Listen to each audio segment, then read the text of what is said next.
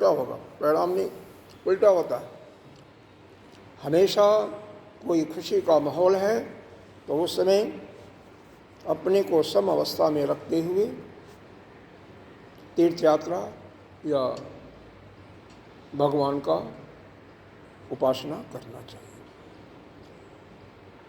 तो इस मंत्र में क्या बताया, तत् ऐक्षण अस्माकम, ऐक्षम कहते हैं ऐसा देवताओं ने विचार किया कि यह अस्माकम, यह हमें लोगों की महानता है कि जो हम लोग विजयी हुए, विजयो अस्माकम एवायम, और हमारी ही महिमा भी है, हमारी महिमा है, हमारा ही जश है कि हम राक्षसों से विजयी हुए।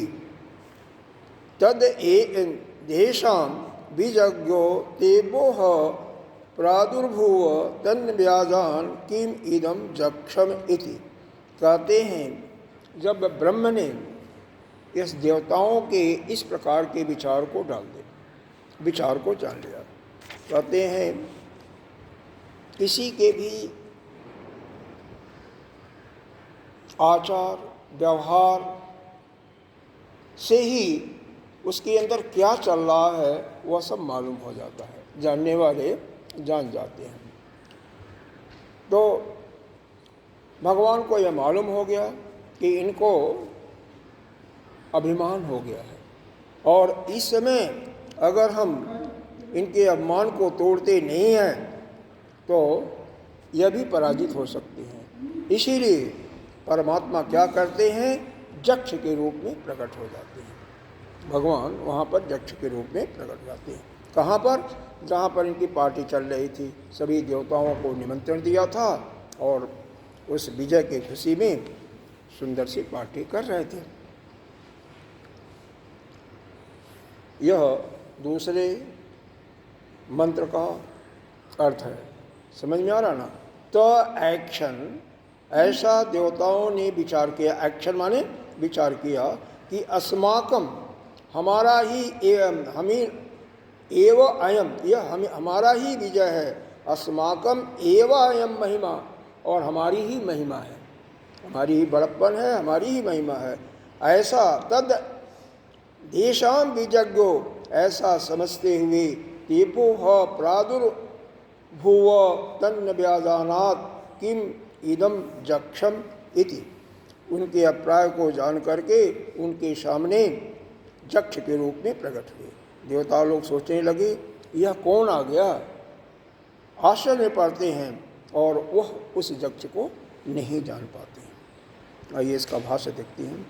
भाष्य बहुत आसान है, और वैसे भी यह तीसरा खंड एक कहानी का रूप है, तो कहानी अगर समझ लोगे तो कुछ नहीं है, बहुत सिंपल है, न कोई समझने वाली विशेष बात है और न तो कोई संस्कृत का शब्द ही इसमें कठिन कोई ऐसा आ रहा है। फिर भी कई आए तो उसको पूछ सकती हैं। तस्मात् शरीर इंद्रिय मन बुद्धि विषय, जहाँ पर क्ष आता है ना या संधि विच्छेद आता है, तो जो ग्रामर जानते होंगे संस्कृत का व्याकरण, यह अलग हो गया क्या पेज? अच्छा यह वाक्य भाषा, अच्छा ठीक है ठीक है ठीक है ठीक है वो हमने कहा कि वहीं पर शुरू होता है। तद आत्मसंस्थास्य प्रत्यक आत्मनः ईश्वरस्य सर्वज्ञस्य सर्वक्रियाफल संयोजितः प्राणिनां सर्वशक्ति जगतः स्थितिं चिकीर्षा। चिकीर्षा माने चाहना होता है। आत्मसंस्थस्य, तब जो अंत, आत्मसंस्थस माने अंतःकरण में रहने वाला जो आत्मा के रूप में है, वह प्रत्यक आत्मा ईश्वर से सर्वज्ञ से, वह सभी का नियंता है, इसलिए ईश्वर है, सर्वज्ञ है और सर्व क्रिया के फल को देने वाला है, संशोधित करने वाला है, और प्राणियों के सर्वशक्ति जगत, प्राणियों के सब रूप से रक्षा करने वाला है। तो इस प्रकार से अयम जयो महिमा चेत्य जानन्तः, तो वह मेरी महिमा को नहीं जानते हुए, कौन? देवता। उन्होंने ऐसा विचार किया कि वह देवता लोग मेरी महिमा को नहीं जानते हुए ते देवा वे देवा अक्षंत इक्षवंत, ऐसा उन्होंने विचार किया। क्योंकि वह देव जो देव थे, देवता लोग थे, उन्होंने भगवान की महिमा को तो नहीं जाना। महिमा को नहीं जाना। वैसे कौन जानता है भगवान की महिमा को जानना, तो बड़ा मुश्किल होता है ना। चेत जानता। तो उन्होंने क्या किया, अगर यह समझते कि वही सर्वेश्वर है, सभी का ईश्वर है, सभी का फल देने वाला, तो ऐसा नहीं करते, फिर तो जा करके उनको प्रणाम करते। लेकिन नहीं, उन्होंने समझा कि ये तो कोई नहीं है, उसको नहीं, जो वास्तव में है उसको नहीं समझा, और जो नहीं है उसको समझा।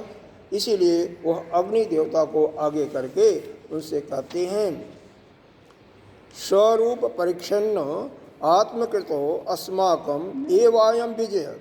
उन्होंने सोचा कि यह विजय तो हमारी हुई है, अस्माक एवायम, और इसी के विजय के फलभूत यह अग्नि का इंद्रिय रूप, वायु का और सभी इंद्रियों का, जो उन्हीं का अपनी अपनी महिमा है, जो उसके देवता हैं। जैसे इंद्रियों के हर एक के देवता अलग अलग हैं। कौन कौन से? शब्द के इंद्रिय दिख हैं, मतलब कर्ण के, इसके आपके आदित्य हैं, और स्पर्श के वायु हैं, गंध के अश्विनी कुमार, रसना के वरुण। इस प्रकार से हर एक के देवता अलग अलग हैं। तो वही देवताओं की विजय हुई, क्योंकि उनका यह सोच था कि हमारा ही यह सब कुछ किया कराया है, अतः हमारे द्वारा ही इसका अनुभव किया जाता है। न अस्म प्रत्यक भूतेश्वर कृति, और इसमें ईश्वर की कोई महिमा नहीं है। देखो, न असमत, इसमें प्रत्यक, और जो प्रत्यक आत्मा है, जो प्राणियों का ईश्वर है, उसका कुछ भी नहीं है, न पाले आया हुआ, तो उसका कुछ नहीं है, यानी ईश्वर कोई नहीं है। यह सारी महिमा हमारी ही है, यह ऐसा देवताओं ने सोचा। अब यहाँ पर संगति लगाते हैं, एवं मिथ्या अभिमान क्षणवत्ताम, यह जो मिथ्या अभिमान देवताओं के अंतर्गत आया, अकिल ऐसा मिथ्येक्षण बीजज्ञो विज्ञातवत ब्रह्म, उस ब्रह्म ने उनके मिथ्या अभिमान को उसी क्षण समझ लिया, जान लिया। सर्वेक्षी त्रिहि तत् सर्वभूत करण प्रयुक्त इति एव तत् देवानां च मिथ्या ज्ञानम उपलभ्यम एव सुरवद देवा मिथ्या, भी बहुत बड़ा सेंटेंस है। मानत परा भवेरेति तद अनुकंप्य देवान मिथ्या अवमाना, ये हम वही पढ़ रहे हैं ना। पदो धने नानुगृह्यामिति देवो देवो भी किलार्थाय प्रादुर्भू, यहीं पर रहने दो, बहुत लंबा यह चलता जाएगा तो फिर समझ में नहीं आएगा। इस प्रकार से एवं मिथ्या ज्ञान इक्षणवता माने समझ करके, मिथ्या अभिमान को समझ करके,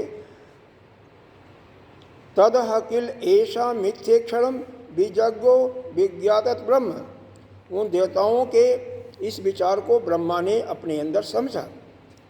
क्योंकि सर्वक्ष त्रि ही तत्, क्योंकि समस्त जीवों के अंतःकरण में तो वही रहता है। सर्वभूत कर्ण प्रोक्तत्वान, सभी का साक्षी वही है। देवानाम च मिथ्या ज्ञान उपलभ्य, सभी देवताओं के मिथ्या ज्ञान को जान करके, एवं असुर देवा मिथ्या भी, हम इसी के मिथ्या ज्ञान से असुरों की भांति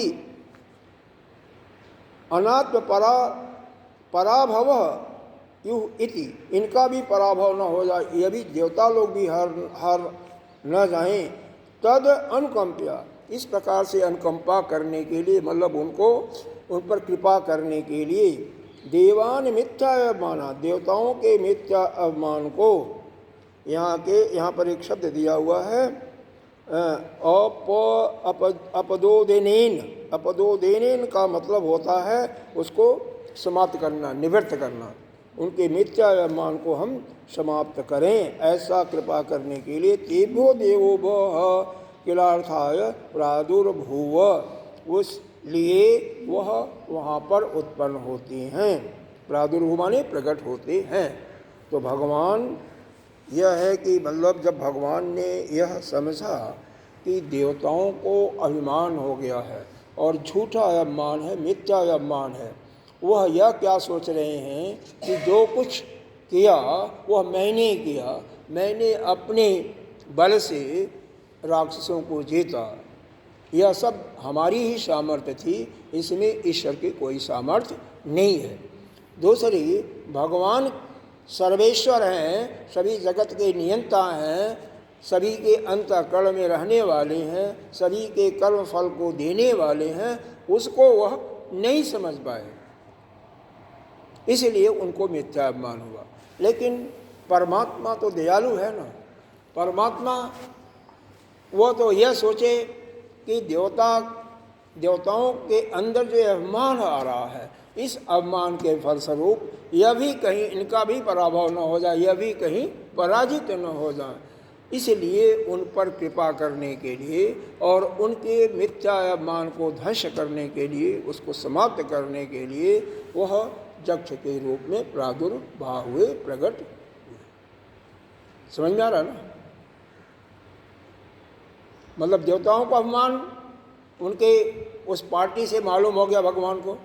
हमेशा जैसे आपका चेहरा देख करके, अब कोई जानने वाला है, मेरा चेहरा इनका चेहरा देख करके मालूम हो जाएगा कि आपके अंदर इस समय क्या चल रहा है।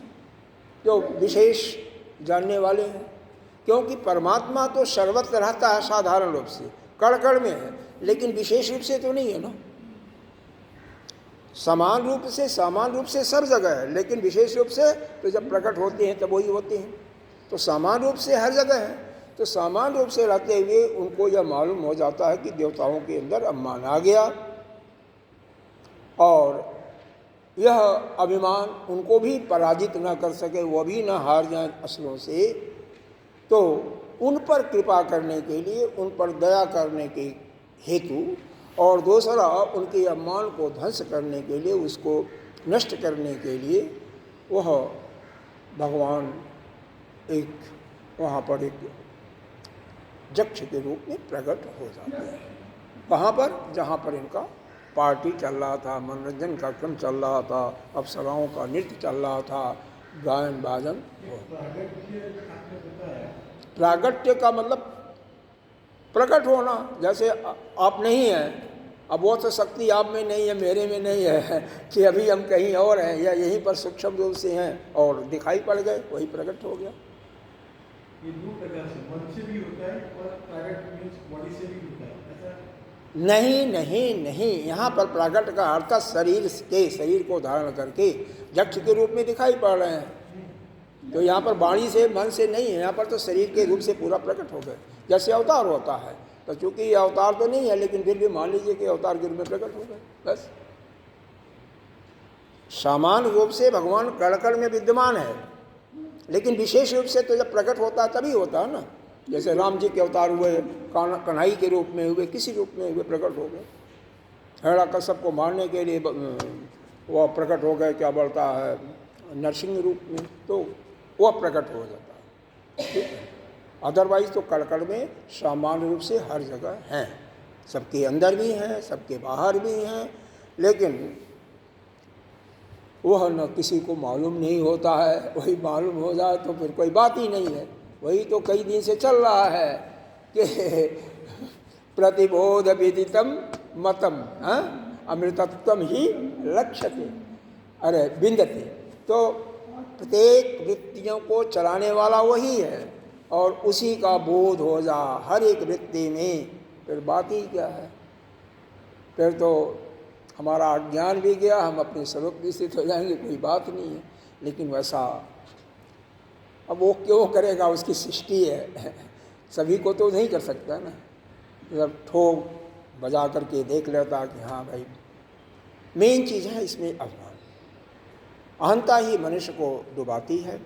अहम अगर छूट जाए किसी को, अरे भाई अहम का मतलब यह है मेरा तेरा, यही समाप्त हो जाए तो अपने आप सब कुछ समाप्त हो जाता है। तो शरीर का भी अभिमान चला जाता है ना, तो करते तो भोगते तो अपने आप ही समाप्त हो जाता है। लेकिन आसानी से जाने वाला नहीं है। सबको जानते हुए भी ये शरीर क्या है, मल है, मूत्र है, वीर है, क्या कहते हैं, कफ है, रक्त है, हड्डी है, मांस है, इसी का लोथड़ा है क्या शरीर में। फिर भी शरीर से प्रेम करते हो कि नहीं करते हो? अरे अपने शरीर से भी करते हैं, दूसरे शरीर से भी करते हैं। आपका देवता होगा उससे भी करोगे, और जब जुआ रहे होगे तो पत्नी से भी किए होगे या और किसी से किए होगे। तो वह सब जानते हुए, हालांकि उस समय कह दो कि मैं नहीं जानता था, लेकिन अब तो मालूम हो रहा है ना। किसको नहीं मालूम है कि शरीर में क्या भरा हुआ है। अब कुछ भी खाओ क्या होगा, परिणाम क्या होगा? वही मत, वही विष्ठा, वही मूत्र, वही वीर, वही कफ, वही पसीना, और क्या होगा भाई? तो क्या है इसमें? जानते हैं हम जान रहे हैं, सभी जान रहे हैं, लेकिन उसको अंदर ही है प्रकार से सामान्य रूप से सबको मालूम है, विशेष रूप से समझिए कि नहीं मालूम है।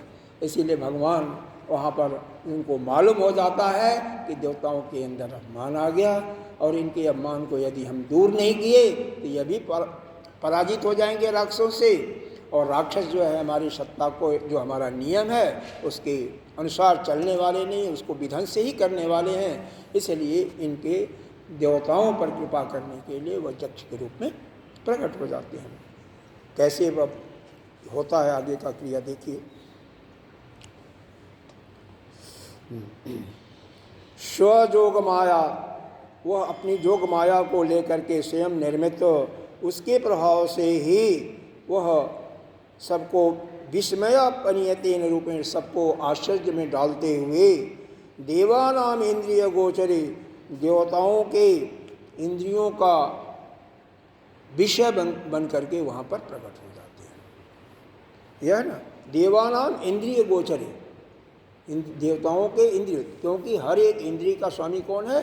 देवता है। तो इसीलिए उसका विषय के रूप में वो परिणित हो जाती है। प्रादुर्बभूव, प्रादुर्भूतवत, अर्थात वो प्रकट हो गए। तद प्रादुर्भूतम ब्रह्म न व्याजानात्, उस प्रकट हुए ब्रह्म को जब नहीं जान पाया, कैसे मालूम होगा? देवा किमिदम जक्ष, यह कौन है? यह जक्ष अर्थात पूजनी, भाई चेहरे पर तेज झलक रहा है, इसका मतलब कोई विशेष ही है। इसलिए आपस में देवताओं बात करने लगे कि कौन है, इसका पता करना चाहिए। ऐसे ही जितने भी इसमें मंत्र हैं ना, 12 मंत्र हैं, सब में 2-2 लाइन में, 4-4 लाइन में भाष्य है और कुछ है नहीं, क्योंकि यह कहानी है, समझ रहे ना। अब इसके बाद देवता लोग अग्नि कहते हैं भाई तुम ही जात वेदा हो। जात वेदा क्यों? सभी कोई भी अग्नि के प्रकाश से ही तो जानता है, अग्नि के प्रकाश से ही सब कुछ दिखाई। अग्नि का प्रकाश हो, सूर्य का प्रकाश हो, उसमें भी तो अग्नि ही है ना, प्रकाश से ही दिखाई देता है। जहाँ प्रकाश होगा तो अग्नि होगी, है तो प्रकाश से ही देता है, इसलिए उसको जाति वेदा, जाति वेदा मतलब श्रेष्ठ कहा गया, महान कहा गया, ठीक है। तो संबोधन करने के लिए, जैसे आपका नाम न लिया जाए, जैसे आप डॉक्टर साहब हैं तो नाम न लेकर के डॉक्टर साहब कहा जाए, एक प्रकार से महान था उनके ऐश्वर्य को बताने के लिए। तो उन्होंने देवता आपस में कहते हैं, ते अग्नि अग्निम ब्रुव जात वेद, हे अग्नि देवता आप जात वेद हो, आप सब में श्रेष्ठ हो, आगे चलने वाले हो। एतद बिजानी, तुम्हारे के द्वारा ही सब कुछ जाना जाता, बिजानी मतलब जाना जाता है। किमिदम जक्षमि तथेति, तो जाओ और पता करो कि यह जक्ष कौन है। सभी लोगों ने मिल करके अग्नि को आगे किया। भाई जिससे काम लेना होगा उसकी महिमा तो गानी पड़ती है ना। और वास्तव में कोई भी संसार की वस्तु हो तो सबसे देख करके ही पहले तो जानते हो, या सुन करके, यही तो है ना, देख करके या सुन करके। तो इसलिए देख करके फिर अग्नि देवता को कहा गया, क्योंकि नेत्र की देवता अग्नि है। हालांकि जब तक वृत्ति व्याप्ति नहीं होती है, मन उसके साथ नहीं लगता है, तब तक ज्ञान नहीं होता है। तो मन का भी लगना जरूरी होता है, लेकिन अग्नि देवता को ऐसा देवताओं ने कहा। अब इसका अर्थ देख लीजिए, भाष्य। ते तद जानन्तो देवाः स अंतर्भूय तद विजिज्ञासो अग्निम अग्रगामिनम जातभेदसम सर्वज्ञ कल्पम अब्रुवन उक्तवन्तः। कह रहे हैं तद जानन्तो, मंत्र का उच्चारण नहीं होगा। ते अग्नि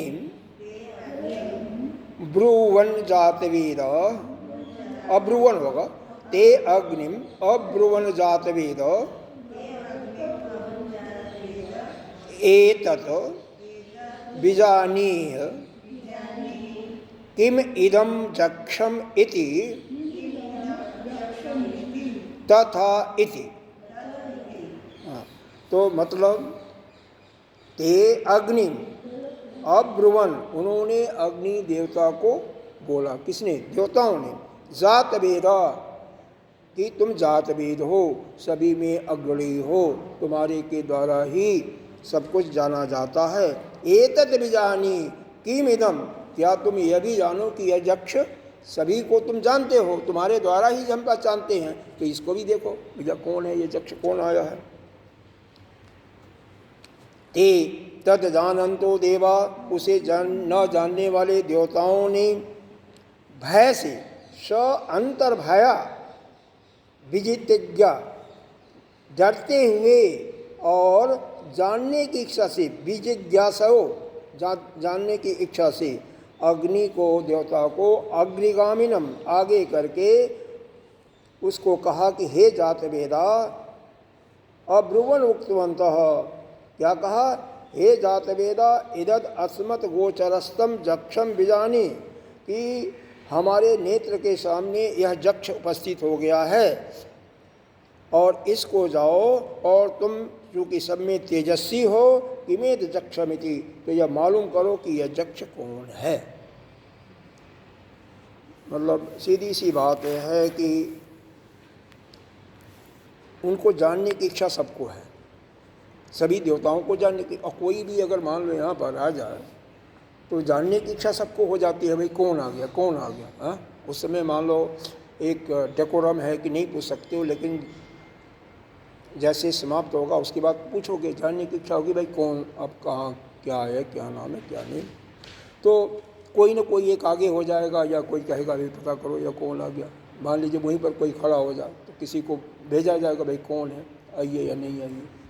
उसी प्रकार से सभी तद जानन्तु, जानने की इच्छा से, देवा, सभी देवों जानने की इच्छा से, तो अंतर्भय, अंदर डर भी रहे, डर भी है, लेकिन बीजागासो, जानने की इच्छा भी है। इसीलिए अग्नि को आगे करके उनसे कहते हैं हे जात वेदा, और उस जात वेदा से कुछ कहते हैं, उक्तवंत क्या कहते हैं?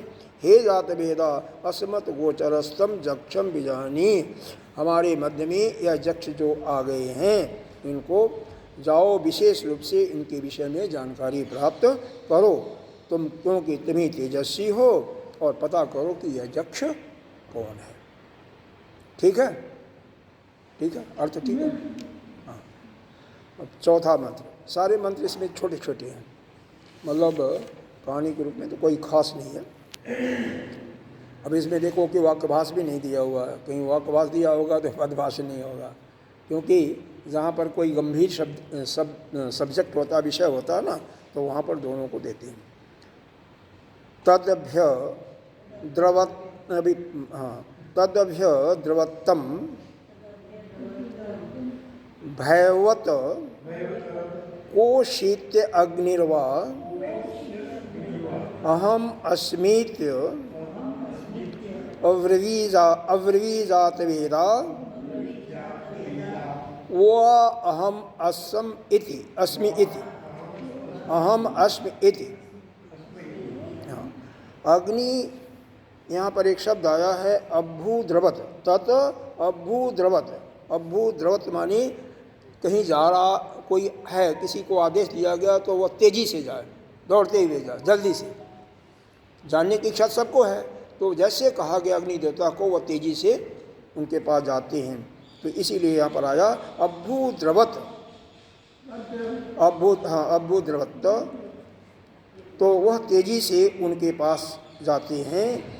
अहम अस्मित्व, और अग्नि से यक्ष पूछते हैं तू कौन है। बब्रजीत वेदा स अहम अस्मिति, तो यह कहते हैं मैं अग्नि हूँ, मैं निश्चय ही जात वेदा हूँ, मतलब सभी चीज़ों को जानने वाला हूँ, जो भी संसार में वस्तु हैं उसको जानने वाला, और इसीलिए उनको जात वेदा कहा गया, मेरे को जात वेदा कहते हैं।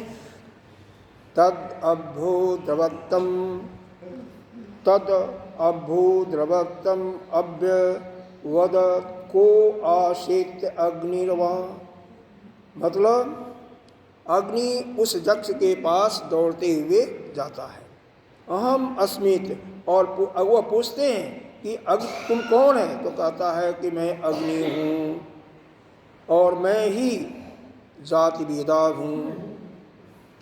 यह दो चीज़ कहने का मतलब क्या है, मैं तो अग्नि हूँ अपना नाम बताना, और जाति वेदना, जाति वेदा मतलब अपने महिमा भी का गान करना। भाई मान लो कोई कहे कि आप कौन हो, तो आपने बताया हमारा नाम अमुक नाम है, हरेर है, फिर आपका कोई जो विशेष कार्य करते होंगे उसका भी परिचय दिया कि मैं अमुक सप्लायर हूँ, या अमुक विशेष प्रोडक्ट बनाता हूँ, या मैं डॉक्टर हूँ, मतलब एक विशेष भी। उसी प्रकार से अग्नि देवता ने अपना परिचय दिया कि एक तो मैं अग्नि हूँ, अग्नि देवता, दूसरा परिचय दिया कि मैं सभी संसार के वस्तुओं को जात वेदा जानने वाला, इसीलिए मेरे को जात वेदा कहते हैं। मतलब अपनी महिमा भी गाई और अपना नाम भी बताया। और अपनी महिमा कब गाई जाती है, जब किसी को अभिमान होता है। अभिमान ना हो तो अपना महिमा क्यों गाएगा, फिर तो चुपके से कहेगा मेरा नाम यह है, और धीरे से कहेगा। नहीं, अपने को सबके सामने सभी लोग अच्छी तरह से जान जाएं, तो थोड़ा सा मुस्कुराते हुए प्रसन्न मुद्रा में लाते हुए बोलेगा कि मुझे यह कहते हैं, मैंने यह मारता हूँ, यह तीर करता हूँ, यह करता हूँ, वह करता हूँ, पूरा बताएगा। और नहीं सोचेगा कि कहना ठीक नहीं है, तो चुपके से अपना नाम बता देगा, कोई सुनेगा, कोई सुनेगा भी नहीं और बैठ जाएगा। यही होता है ना, जैसे हम लोग करते हैं वैसे ही। तो क्यों ऐसे बात क्या है, तथा अस्तु इति जद जक्षम अभि अद्रवत तत् प्रतिकृतवा अग्नि। अग्नि ने कहा बहुत अच्छा, जब लोगों ने कहा जक्ष के बाद जाइए तो, और दौड़ते हुए गतवा अग्नि, अग्नि दौड़ते हुए जो है अभ्युद्रवत उसके पास, जक्ष के पास जाते हैं। तम च गंतवंतम प्रपेक्षसुम तत्समीपी अप्रगल्भत्वान् तूषणीम भूत, वहाँ पर बोल नहीं पाते हैं, तूषणी हो जाते हैं, चुप हो जाते हैं, डर जाते हैं। कोई भी तेजवान पुरुष होगा, उसके पास जाने के बाद कोई भी जा रहा है, वह अपनी बुद्धि खो बैठता है, उसके तेज के प्रभाव से, या अपने अंदर संयम, एक डर की भावना उत्पन्न हो जाती है, जिसकी वजह से वह चुप हो जाता है। अग्नि देवता जक्ष के पास जाकर के गए तो बहुत तेज़ी से दौड़ते हुए कि भी मैं पता करके आता हूँ, लेकिन जाते हैं तो तूषणी हो जाते हैं, चुपचाप हो जाते हैं, बिल्कुल शांत हो जाते हैं, कुछ नहीं बोल पाते हैं। तद जक्षम अभवदत, तो जक्ष ने बोला, क्या बोलता है, अग्नि प्रति आभास को अशीत, तुम कौन हो। एवं ब्रह्मणा पृष्ठो अग्नि ब्रवीत, इस प्रकार से ब्रह्म के पूछने पर अग्नि देवता बोलते हैं, अग्नि व अग्निम अहम, मैं अग्नि के नाम से प्रसिद्ध हूँ, और प्रसिद्ध जात वेदा इत्य, मुझे जात वेदा भी कहते हैं। मैं एक तो अग्नि हूँ और दूसरा जाति वेदा, यानी सभी संसार की वस्तुओं को मैं जानने की शक्ति रखता हूँ। नाम देन प्रसिद्ध इति आत्मानं श्लाघ्य एन इति, इस प्रकार से दो नाम से प्रसिद्ध होने के कारण अपनी प्रशंसा करते हुए अग्नि देवता ने बोला। अब एक होलिस्टिक रूप में समझ लें कि जब यक्ष उत्पन्न हो जाते हैं, प्रकट हो जाते हैं, तो सभी देवताओं ने आपस में विचार करके जानने की इच्छा से अग्नि देवता को आगे करके उनसे बोलते हैं कि हे अग्निदेव आप जाओ, क्योंकि आप ही सभी वस्तुओं, आपके ही कारण सभी वस्तुओं के जानने के आप ही हेतु हो, इसलिए जाओ और पता करो कि यह यक्ष कौन है। बहुत अच्छा इन्होंने कहते हुए सभी देवताओं से और दौड़ते हुए उसके पास जाते हैं, लेकिन जब उसके पास पहुँचते हैं यक्ष के पास तो चुप हो जाते हैं, कुछ बोल नहीं पाते हैं, कुछ नहीं बोल पाते। ऐसा होता है। तो यक्ष बोलता है कि आप कौन हो, अब वो भी तो तेजी से और डर जाएगा आदमी, तो फिर बोलते हैं नहीं मैं अग्नि हूँ, अग्नि के नाम से मैं प्रसिद्ध हूँ और मुझे जात भेदा भी कहते हैं। अपनी प्रशंसा को करने के लिए यह बोलते हैं। ठीक है, आगे चले। अब आगे का मंत्र, पांचवा मंत्र है तस्मिन् स्त्वयि किं वीर्यम् अस्त्वयि किं वीर्यम् इति पीदं सर्वं दहेयम् इति पीदं सर्वं दहेयं यद इदं पृथिव्याम इति। देखिए पृथिव्याम इति, पृथ्वी में जो कुछ है, यद इदम, यहाँ से पीछे से ये अंतिम शब्द से पृथिव्याम इति, पृथ्वी में यद इदम जो कुछ है, सर्वम दहेयम सभी को मैं जलाने की शक्ति रखता हूँ, वीर्यम सभी को जलाने की मैं शक्ति रखता हूँ। जबकि तस्मिन त्वयि, जब से पूछता है कि तुम्हें सामर्थ्य क्या है, तस्मिन त्वयि तुम्हें क्या सामर्थ्य है, किम तस्मिन त्वयि किम तुम्हारी पास सामर्थ्य क्या, शक्ति क्या है तुम्हें, तुम्हारे अंदर। तो वीर्यम इति पीद सर्वम दहेयम यद इदम पृथिव्याम इति, इस पृथ्वी में संसार में जो कुछ है सबको जलाने की मैं शक्ति रखता हूँ। ठीक है, जब पूछता है ये बताते हैं कि भाई सबको जला सकता हूँ। बहुत सुंदर। अब कोई कहता है और वो भी गर्व के साथ मैं यह काम कर सकता हूँ, तो ठीक है, बहुत अच्छा, तो उसकी परीक्षा ली जाएगी ही। तो आगे के अभी तो भाष्य इसको देखें। एवं उक्तवन्तः ब्रह्म उवाच, ऐसा कहने पर ब्रह्म बोलते क्या हैं, तस्मिन्नेवं प्रसिद्ध गुणनामवती त्वयि किं वीर्यं सामर्थ्यमिति, तुम्हारा जो प्रसिद्ध नाम है यह बहुत अच्छा है, तुम्हारा गुण भी बहुत अच्छा है जात वेदा, तुम बताओ तुम्हारे अंदर शक्ति क्या है, सामर्थ्य क्या है। शोभृद इदम जगत, तो इन्होंने बोला इदम जगत, इस संसार में सर्वम दहेयम भस्मीकुर्या जद इदम, जो कुछ है सबकी मुँह में जला करके भस्मीभूत करने की शक्ति है। अस्तावर आदि, चाहे वह कोई वृक्ष है, अस्तावर मतलब वृक्ष है, या कोई भी वस्तु है, सभी को मैं जला सकता हूँ। पृथिव्याम इति उपलक्षण अर्थम जतो अंतरिक्षस्ताम दहत एवंती, क्योंकि जो वस्तु आकाश में रहती है वह अग्नि से भी जल जाती है। तो चाहे आकाश में हो या कहीं भी हो, पूरे भूमंडल में जो कुछ होगा उसको जलाने का मैं सामर्थ्य रखता हूँ। तो ये अग्नि का भी अग्नि है, अग्नि देवता। भाई अग्नि देखो, आप होलिका दहन में तो देखे होगे ना, जब जलाते हैं तो अग्नि आकाश की तरफ जाती है ना। अब जितना ही वहाँ पर ईंधन डालोगे तैसे ही आकाश में अगर कोई होगा तो भी जल जाएगा, नहीं जाएगा। आपने शायद देखा नहीं होगा, गांव में पेड़ वगैरह भी जल जाते हैं।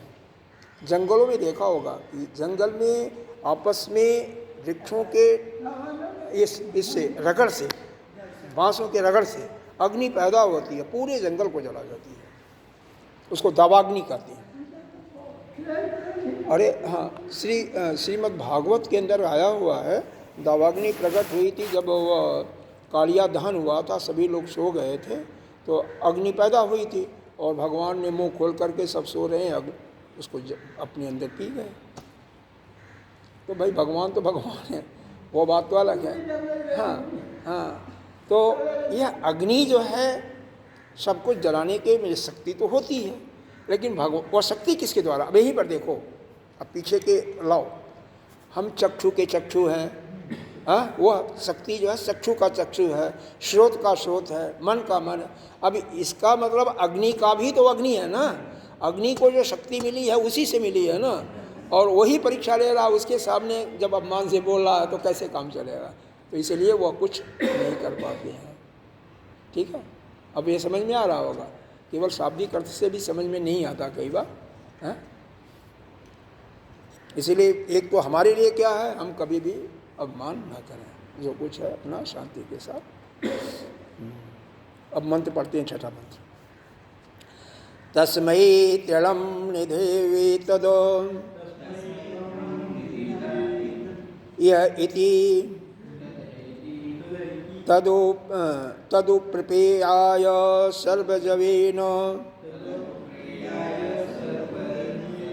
त न शशाक दग्धुं स तत एव निवृते न एतदशकं विज्ञातुम्, अशकम होगा, न एतद अशकं विज्ञातुम् जत एतद अक्षम इति। कहते हैं तस्मै तीर्णम निधावेतद इति। तब उस यक्ष ने अग्नि के सामने एक तीर्ण रख दिया और कहा तदुम प्रयाय सर्वजवेन, इसको जलाओ। एक तीर्ण जानते हो ना, कोई भी एक है, उसको रख दिया। तीर्ण खर होता है, हाँ, खर को कहते हैं। एक तीर्ण रख दिया, अरे पतला सा छोटा सा कोई है, इसको रख दिया, इसको जलाओ भाई। अब अग्नि उस तीर्ण के समीप जाता है, शशाक मालिक जाता है शक्ति के साथ, समर्थ के साथ, लेकिन अपने सारे वेग से तत एवं निवर्ते न एतद अशकम विज्ञातुम, उसको जलाने में सक्षम नहीं हो पाता। क्या हुआ? और वापस लौट आता है। तद एतद अक्षम इति, और कहता है कि यह यक्ष कौन है, मैं जान नहीं पाया। भाई देखो, भगवान के आगे तो सब कुछ फीका हो जाता है ना, क्योंकि हमारी सभी इंद्रियां उस परमात्मा के शक्ति से ही चल रही हैं, जो हमारे अंदर ही विराजमान है। तो अगर हम उसी के खिलाफ जाने की कोशिश करें या उसी के सामने अपने गौरव को, अपने ऐश्वर्य को प्रकट करना चाहें, तो वह कैसे संभव होगा? क्योंकि शक्ति तो उसकी है, उसकी शक्ति है। तो अग्नि देवता जो यह बड़े अभिमान के साथ कहा कि इस पृथ्वी में, आकाश में जो कुछ है सब मैं जलाने के शक्ति रखता हूँ, सबको जला सकता हूँ, यह हमारी सामर्थ्य है। तो उन्होंने एक तीर्ण का छोटा सा पतला रख दिया खर। अब गए बड़े, भाई अग्नि को जलाने में एक तिलका में क्या लगता, कुछ नहीं होता है, लेकिन जब जला नहीं पाते हैं फिर वापस आ जाते हैं, और फिर वापस आ करके देवताओं के पास कहते हैं कि मैं उस यक्ष को नहीं जान पाया। होता है, ऐसा होता है। अहम चूर होने के बाद आदमी लज्जा होकर के लज्जित हो जाता है और वापस आना पड़ता है। इसका भास देख लो, भास थोड़ा सा लंबा है लेकिन बहुत बड़ा नहीं है, हो जाएगा। तस्मै एवं अभिमानवते ब्रह्म तीर्णम निदधौ, तब उस अभिमान करने वाले अग्नि के पास में ब्रह्म ने एक तीर्ण को निदधौ माने एक तीर्ण रख दिया, स्थापित रख दिया। ब्रह्मणा मतलब ब्रह्म ने उनके सामने एक तीर्ण का रख दिया। एतत् तीर्ण मात्रम मम आग्रतः, यह हमारे आगे एक तीर्ण है, दह इसको जलाओ। न चेदेशि दग्धुं समर्थम, तू मेरे सामने इसको जला, यदि तू इसको जलाने में समर्थ नहीं है तो मुंच, तो क्या होगा, सब कुछ अपना अभिमान छोड़ दो। मुंच दग्धित अभिमानम, जलाने का अभिमान छोड़ दो। भगवान ने यह भी कहा कि अगर इसको जला नहीं सकता तो जो ये अभिमान लेकर के रखा है ना, दग्धित अभिमानम सर्वत्र, कि सब कुछ हम जला सकता हूँ, इस अभिमान को छोड़ दो। एक वक्तस्थ तिड़म उपप्रेपाय तिम समीपम गतवान, ऐसा कहने के बाद वह अग्नि तिड़ के समीप गया। सर्व जमीन सर्वोत्साह कृतिन, सभी पूर्ण उत्साह के साथ, पूरे शक्ति के साथ, बेगेन तेजी से गत्वा जा करके तद न शशाक नाशक दग्धुम, लेकिन वह जलाने में समर्थ नहीं हुआ। सजात वेदा तिड़म दग्धम असक्तो विदितो, और उसको जला नहीं पाया तो लज्जित हो जाता है। विदितो माने लज्जित हो जाता है। हत प्रतिज्ञ मतलब हस्तप्रत हो जाता है, मतलब एक प्रकार से अपने अंदर बिल्कुल हतोत्साहित हो जाता है। एव जक्षादेव तृणिम देवान प्रति निवृत्ते निवृत्त प्रतिगतवान न एतद जक्षम असक्कम, मतलब चुपचाप वहाँ से फिर निवृत्ति वापस आ जाता है, यानी अपने खेमे में वापस आ जाता है। और कहता है कि असकम शक्वानम विज्ञातुम, मैं उस जक्ष को जानने में समर्थ नहीं हुआ। विशेषतः दग्ध जक्षम इति, मैं नहीं जान सका कि यह जक्ष कौन है। देखो अब यह जो भी यह आख्यायिका है, इसीलिए है कि देवताओं के अभिमान को दूर करने के लिए। इसीलिए इस घटने का भगवान ने यहाँ पर, या श्रुति माता ने यहाँ पर उद्धरण किया है, और न कि देवताओं के लिए बल्कि हम लोगों के लिए भी अपने शक्ति का, कि हम अमुक कार्य हमने किया है, हम इस कार्य को करने में समर्थ हूँ, यह ऐसा कहीं हमारे अंदर भी अभिमान न हो। जब देवताओं को अभिमान आया तो देवताओं के अभिमान को भी समाप्त करने के लिए उन पर भगवान ने कृपा ही किया, और कृपा करके ही उनके सामने वह प्रकट होते हैं। कृपा नहीं करते तो उनके सामने कैसे प्रकट होते।